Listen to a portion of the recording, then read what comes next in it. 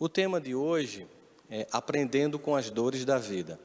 Vocês viram que a mensagem foi aberta aleatoriamente, ela não foi combinada, mas a mensagem foi exatamente pautando os sentimentos que estão tomando conta da humanidade nos dias de hoje. E, obviamente, a gente tem que lançar sobre todos os eventos que acontecem a serenidade que, e aí ficou muito claro na mensagem, que somente o Cristo pode nos dar. E quando essa mensagem diz assim, de forma muito clara ali, não adianta os recursos que podem até ajudar, mas eles não vão ser solução, porque somente o Cristo pode ajudar, a gente percebe esses eventos que fazem com que uma coisa que começa em 1º de dezembro, onde um único ser humano adquire uma doença, e a números de hoje, mais de 140 mil estão contaminadas. Isso tem uma simbologia tão interessante para que a gente possa refletir.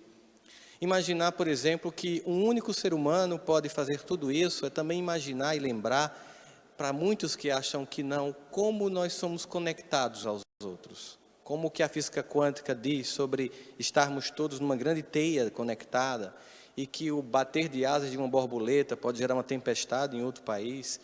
É lembrar que se a gente pode, obviamente, transmitir um vírus de um ser humano para milhares, nós temos dentro de nós vários vírus afetivos, do amor, da compaixão, da empatia, da caridade, e com a mesma força e talvez a mesma virulência, o que a gente deseja, que esses vírus, esses sim benfazejos, esses que a gente provavelmente não vai ter medo que se alastre, possam substituir a necessidade ainda na humanidade da dor ser uma experiência, porque obviamente o plano de um mundo regenerado é que a dor não seja mais uma necessidade evolutiva de compreensão, mas para agora ainda é, e nós temos que olhar para ela exatamente como essa professora que nos ensina. Mas aí vamos lembrar algumas coisas inicialmente. Não existe, em nenhum momento, apesar de que algumas pessoas assim pensam, dentro do movimento espírita, da doutrina espírita, uma apologia à dor. Por exemplo, tem que sofrer, é necessário, nós achamos bonito isso. Não, ninguém quer sofrer, ninguém escolhe a dor, ninguém escolhe tornar a própria vida um inferno conscientemente. Geralmente são forças e mecanismos que a pessoa tem que se dar conta. Mas ninguém, em sã consciência, a não ser que seja uma pessoa que esteja passando por um transtorno severo, que tenha, por exemplo, masoquismo, que é uma tendência a se comportar de forma prazerosa com sofrimento, tirando alguns casos que estão muito mais ligados a transtornos psicológicos do que a um ser humano comum e normal, a maior parte de nós não quer sofrimento. Aliás, o próprio organismo trabalha com a ideia de evitação de sofrimento. Ele faz todo um movimento para tornar a vida mais fácil. A gente procura, inclusive, a lei do menor esforço para que tenha menos gasto de energia. No entanto, obviamente, dizer que existe a dor não é fazer apologia à dor. É simplesmente constatar que sofrer, perder, passar por luto, por decepções, por derrotas afetivas, por prejuízos financeiros, por perda de emprego, fim de relacionamento, qualquer que seja a lista que a gente possa aqui elencar sobre as dores humanas, todos nós passamos. Apenas nós temos que tentar entender que se é uma experiência comum, nós temos que tirar delas lições. Porque se tem uma coisa interessante na dor é que ela é muito rica em trazer novos aprendizados. Ela nos obriga a fazer certas viagens que no cotidiano da vida nós nos negamos a fazer. Por exemplo, uma viagem interior. Quando a gente está bem, quando a gente está num momento de euforia, ou quando alguém ganha o grande prêmio, por exemplo, os 2 que foram inclusive cancelados, que virão agora, a pessoa apenas comemora. Ela abre um champanhe, vai para o pódio, tira fotografias e vai depois descansar ou comemorar ainda mais. Quem fica nos boxes, tentando reavaliar o que deu errado, tem algumas posturas. Essa pessoa que vai ficar nos boxes avaliando o que deu errado, caso seja o piloto, por exemplo, ele pode simplesmente tentar culpar um mecânico, tentar culpar as redes sociais e WhatsApp. É coisa de 10 anos para cá, é uma coisa que é nova para a gente, é uma coisa muito comum, mas também chega teorias da conspiração que foi criada, e tem quem acredita. Eu estava vindo ontem num voo, e no meio do voo o cara veio conversando comigo até legal, mas no meio do voo ele começou a dizer que tinha sido uma criação, e que tinha sido uma criação, e dizia quem tinha criado e por que tinha criado, e eu comecei a dizer, meu Deus, eu vou ouvir isso até Campina Grande, né? Aí eu comecei a pegar minha almofadinha de pescoço, tal, para ele sentindo que eu ia dormir, porque não ia dar para rolar o papo, nada contra quem acredita que é uma conspiração global, para as bolsas caírem, a pessoa comprar ação e subir, tá? Mas é que a gente observa o seguinte, as dores, sejam elas criadas ou não, elas nos levam a fazer algumas viagens que a gente não quer. Provavelmente, eu acredito que muitas pesquisas serão feitas, certamente daqui a 2, 3 anos, quem é da academia, quem é professor da universidade sabe, sobre as reações psicológicas das pessoas que ficaram enclausuradas nas casas, nos países, como por exemplo está acontecendo na Itália.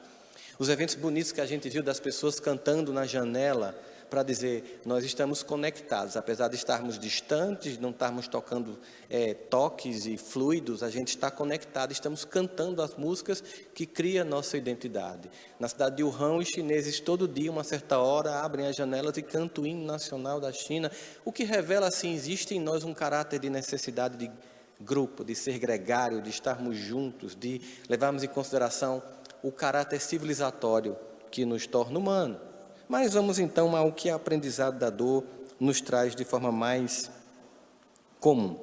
Primeiro, a pergunta é, você acredita ou você apenas está escutando e não, mas você acredita realmente que a dor traz um aprendizado? É uma pergunta que você tem que se fazer a você mesmo.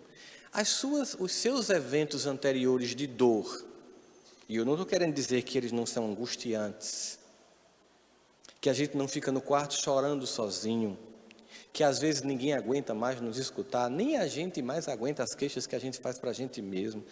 Não estou querendo dizer que isso não aconteça, que essas fases não façam parte da dor. Ao final das dores do passado, você acredita, analisando sua própria vida, esqueça de teorias, de livros lidos, qualquer que coisa seja, a partir de sua própria experiência, você acredita que ao final de um processo como esse, houve aprendizado?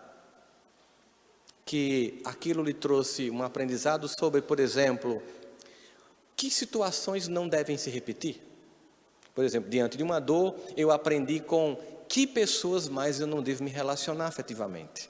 Será que essa dor me proporcionou esse aprendizado? Ou eu fiquei tão fortemente focado no lamento da dor que esqueci que boa parte do sofrimento que sobretive, se eu não identificar isso, eu vou continuar falindo uma relação atrás da outra, sem assumir a minha responsabilidade de enxergar diante daquela dor, aquele luto quando eu saio do relacionamento, de imaginar que tem padrões de escolha que eu preciso reverentes, né?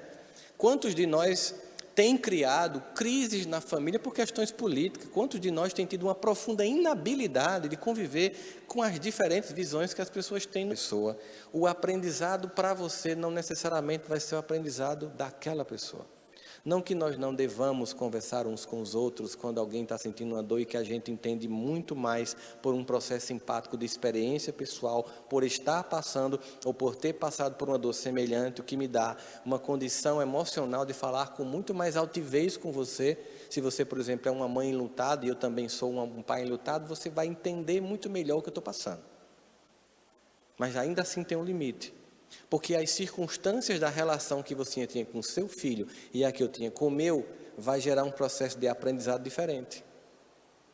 É muito particular. A dor traz uma lição muito única para cada um de nós. E finalmente, a mudança. Porque se depois de todas essas experiências, de sofrer, de saber o quanto dói, o quanto é difícil, o quanto tem dias que é tão desesperador que alguns pensam em desistir, depois de todas essas experiências, se você não entender que há aí um convite real para a mudança, não adiantou de nada. E esse convite é que você reconhece que a situação atual ensina para você que é preciso seguir um novo caminho. Tem que fazer coisas diferentes, tem que tomar atitudes diferentes. Aquela frase atribuída a Albert Einstein, que não é dele, mas nem por isso deixa de ser desprovida de verdade. É incrível como as pessoas passam a vida inteira fazendo as mesmas coisas, esperando resultados diferentes. A dor nos convida a fazer coisas diferentes para que os resultados mudem. Mas na nossa zona de conforto emocional, a gente tem uma tendência de sempre fazer do mesmo jeito, esperando que o resultado mude. A experiência é desconfortável, a experiência é angustiante. Cada um de nós aqui Tem uma história muito pessoal, um conjunto de circunstâncias, de variáveis que foram se montando ao longo da nossa vida, que fez com que nós fôssemos quem nós somos. Essas variáveis, muitas delas, não dependeu muito da gente no começo, na infância. Não foram escolhas muito conscientes. Mesmo que eu tenha escolhido antes de reencarnar, não foram muitas escolhas conscientes depois, quando eu estava aqui, vivendo aquelas dinâmicas. Chega um momento que passa a ser consciente. Passa a exigir de mim uma coisa muito forte. Existe uma dor que eu queria que a gente refletisse aqui. É a dor da autonomia, que muita gente se nega a ter. A dor de se responsabilizar sobre a própria vida, que muita gente se nega a ter. A maturidade de não querer ser eternamente um peso para as pessoas que estão ao nosso lado, que muita gente ainda se nega a ter. A maturidade de deixar de sempre ver fora, sempre e somente fora, as variáveis que identificam sua dor, sem nunca se responsabilizar sobre as próprias escolhas que faz. A dor da autonomia é uma dor difícil porque implica dizer que na autonomia não tem mais culpados. E é difícil quando não tem bode expiatório. Porque aí eu tenho a dor de não ter o alívio de projetar em alguém. Se por um lado aumenta o nível de dor, a gente percebeu que a dor aumenta e excita a transformação intelectual, moral e espiritual, aumenta a rapidez da solução.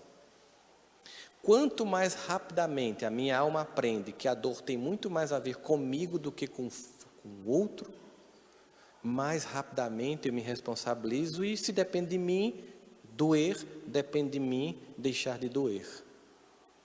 Porque quando apenas depende do outro, eu fico refém. O que eu posso fazer com o outro? O que eu posso fazer com as circunstâncias? O que eu posso fazer com o meu passado tão convenientemente instalado na minha mente como um lugar onde eu posso encontrar culpados que não podem responder, que não podem se defender, que não podem argumentar? Tão conveniente deixar todas as dores lá, sem lembrar das dores que essas pessoas que me provocaram dores tiveram. Sem querer lembrar que elas também têm sua cota de dor e sofrimento. Sem nunca querer saber o que elas passaram, o quanto talvez tenha sido mais grave do que o que eu passei, do que eu fui vítima. Enfim, essa conta que nunca fecha. De culpa sem se responsabilizar. Agora, é um convite a uma experiência de dor coletiva. E uma dor é tão coletiva que as nossas diferenças vão ter que ser momentaneamente estacionadas para a gente procurar uma solução conjunta. Até quem negou no plano do poder que era uma coisa inventada, está tendo que ter a realidade que é uma coisa concreta. É um convite a refletir sobre mentiras, fake news, sobre todas as invenções, manipulações ideológicas de um lado ou de outro, de esquerda, de direita, de centro, e a gente como as marionetezinhas lá no meio, brigando com pessoas importantes por pessoas desimportantes para nós, a nossa realidade pessoal. É um convite a entender como a gente precisa estar junto como raça humana, como muros, como fronteiras não resistem a vírus, como poder, dinheiro não vai resolver, somente Jesus. E Ele não vai resolver só para mim, Ele não vai resolver só para os meus, Ele não foi patenteado por nenhum sistema de crença, Ele não pertence a alguns, é um patrimônio da humanidade. Que bom, porque qualquer um que clame agora vai encontrar conforto. A dor vai provocar em nós essa reflexão, a dor vai provocar em nós esse crescimento, a dor vai nos fazer redefinir roteiros, caminhos, contatos. Por agora, vamos evitar os toques, os abraços, né? Mas depois, talvez seja justamente isso, que gere tanta falta desse abraço que a gente tem deixado de dar, porque está sempre com o telefone na mão. Talvez essa obrigação de não abraçar, depois venha um efeito rebote, queira eu que seja assim, da gente ter uma necessidade imensa de se tocar de novo, se abraçar de novo, se olhar de novo, se encontrar de novo. Porque nessa solidão, mesmo que a gente esteja cheio de tecnologias, vai chegar um momento que você vai enjoar as séries, vai chegar um momento que você vai enjoar os memes, vai chegar um momento que você vai querer ver gente. Aí você vai para a janela cantar com os compatriotas para dizer: nós somos um só povo. Acredito que se a gente tivesse contato com as janelas de outros países, a gente cantaria um hino coletivo de civilização humana. Que a dor, todas as outras, as nossas, e essa também, mais uma vez, traga todo o aprendizado que a gente tem se recusado em ter, sendo ela um recurso amoroso da pedagogia divina que, não desistindo de nós, percebendo a nossa insistência no equívoco e na fuga pessoal, traz a dor como um recurso último de amor para acordar nossas almas entorpecidas. Muita paz a todos.